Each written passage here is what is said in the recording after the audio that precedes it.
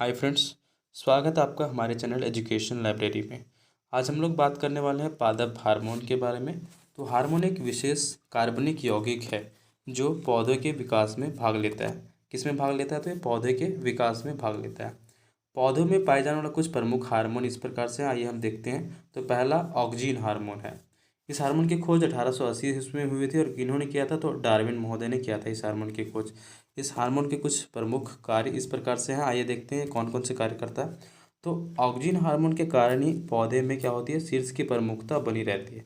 शीर्ष की प्रमुखता किसकी वजह से बनी रहती है? तो ऑक्सीजन हार्मोन के कारण ही बनी रहती है। इसी हार्मोन के कारण पौधे से पत्तियां नहीं गिरती हैं और फलों को भी गिरने से बचाता है यह हार्मोन। यह हार्मोन जो होता है वो खरपतवार नाशी भी होता है। अब दूसरा है जिब्रेलिन्स हार्मोन। इस हार्मोन की खोज 1826 ईस्वी में हुई थी और इस हार्मोन को खोज किया था जापानी वैज्ञानिक ने, जिनका नाम था कुरोसावा। इस हार्मोन की कमी से क्या होता है कि पौधे बौने हो जाते हैं और पौधों में फूल लगना भी बंद हो जाता है। अब आइए तीसरा है साइटोकाइनिन हार्मोन के बारे में बात करते हैं। इस हार्मोन की खोज 1955 ईस्वी में हुआ था और मिलर महोदय ने इसका खोज किया था। इस हार्मोन से क्या होता है कि ये जो हार्मोन है वो पौधे में कोशिका विभाजन मतलब सेल डिवीजन में भाग लेता है। अगला है एब्सिसिक हार्मोन।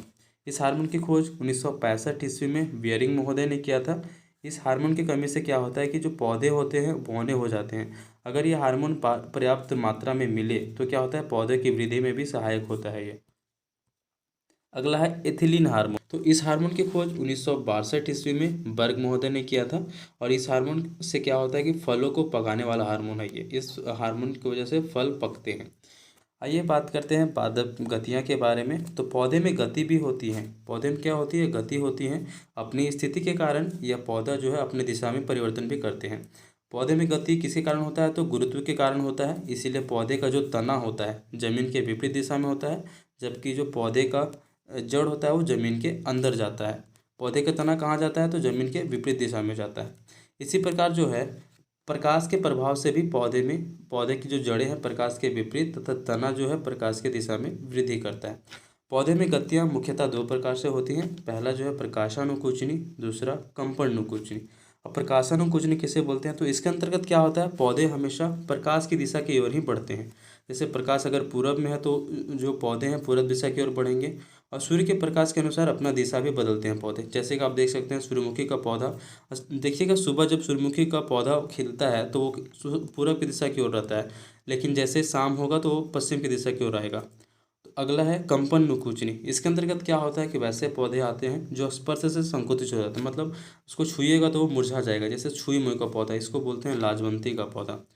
अब आइए कुछ रोग होते हैं पादप रोग, उसके बारे में जानते हैं। तो जो पादप रोग होते हैं वो दो तरह के होते हैं। कुछ कुछ रोग होते हैं जो वायरस से होते हैं और कुछ कुछ बैक्टीरिया से भी होते हैं। तो देखते हैं वायरस से होने वाले कौन कौन से रोग होते हैं। तो तंबाकू का मोजेक रोग होता है। इसमें क्या होता है? पत्तियों में, इस रोग की वजह से पत्तियों में जो होता है क्लोरोफॉर्म की मात्रा नष्ट हो जाती है। तो हम लोग जानते हैं अगर पत्तियों को हरा रहना है तो इसमें क्लोरोफॉर्म प्रेजेंट होना बहुत ज़रूरी है। अगर क्लोरोफॉर्म पत्तियों से नष्ट हो जाएगा तो वो क्या होगी? पत्तियाँ धीरे धीरे पीलेपन आ जाती है पत्तियों में, जैसे कि आप देख सकते हैं इस चित्र में। अगला है दूसरा रोग जो होता है आलू का मोजेक रोग होता है। इसमें क्या होते हैं? जो आलू की जो पत्तियां होती हैं वो कैसे हो जाती हैं? तो चितकबरी कलर की हो जाती हैं, आप देख सकते हैं। अगर आलू की पत्तियां चितकबरी हो जाएंगी तो पौधे की वृद्धि नहीं होगी और पौधे की वृद्धि नहीं होगी तो क्या होगा? जो पौधा हो वो बौना ही रह जाता है। अगला है केला में बंकी टॉप रोग। ये भी बैक्टीरिया की वजह से ही सॉरी वायरस की वजह से ही होता है। इस रोग में क्या है कि पौधे बौने हो जाते हैं तथा पत्तियां सूखकर एकत्रित हो जाते हैं। आप यहाँ पे देख सकते हैं ये जो पत्ता है ये पहले निकला है, इस रोग के होने से पहले निकला है। तो ये पत्ता कितना बड़ा बड़ा है, उसकी अपेक्षा ये देख सकते हैं ये छोटा पौधा, ये जो छोटा पत्ता निकला ये बौना हो गया। तो किसकी वजह से हो गया? ये बंकी टॉप रोग हुआ उसकी वजह से हो गया। और इसमें क्या होता है कि धीरे धीरे आप देख सकते हैं यहाँ पे सूखने लगा है ये। तो ये धीरे धीरे क्या होता है? सूख जाता है, पौधे को पूरे तरीके से मतलब सुखा देता है। अब अगला देखते हैं बैक्टीरिया से होने वाले रोग के बारे में। तो इससे जो रोग होता है वो पहला होता है आलू का सैथिल रोग होता है। इसे रिंग रोग के नाम से भी हम लोग जानते हैं। इसमें क्या होता है कि आलू का जो लगभग 70% भाग जो खराब हो जाती है, आप देख सकते हैं यहाँ पे ये आलू को धीरे धीरे पूरा अंदर तक खराब कर देता है। और दूसरा इसमें आता है धान का अंगमारी रोग। इसमें क्या होता है? पत्तियों की एक या दोनों सतहों पर पीला हरा स्पॉट दिखाई देने लगता है, आप यहाँ देख सकते हैं। इसमें क्या होता है कि पत्तियों को पूरा तरीके से खराब कर दे। जब पत्तियां खराब हो जाएंगी धान के पौधे की तो वो बढ़ेंगे नहीं तो फिर धान का पौधा भी बर्बाद हो जाता है धीरे धीरे। अब अगला आता है नींबू का सिट्रस कैंकर रोग। यह नींबू के पेड़ों के जीवन शक्ति को महत्वपूर्ण रूप से प्रभावित करता है। ये जो नींबू के पेड़ों की जो जीवन शक्ति है उसको क्या करता है, पूरे तरीके से प्रभावित करता है, जिससे पत्तियां और फल जो है समय से पहले गिर जाते हैं। आप इस चित्र में देख सकते हैं पत्तियों के किस तरह से हो गया। अब ये धीरे धीरे क्या होता है ना, पत्तियां धीरे धीरे पूरा जल जल टाइप हो जाती है। देखिए ये धीरे धीरे पूरे पत्तियों को जला देती है, और वो क्या होता है, समय से पहले पत्तियां गिर जाता है। जब पत्तियां भी गिर जाता है तो उसका जो फल है वो भी धीरे धीरे क्या होता है, गिर जाता है।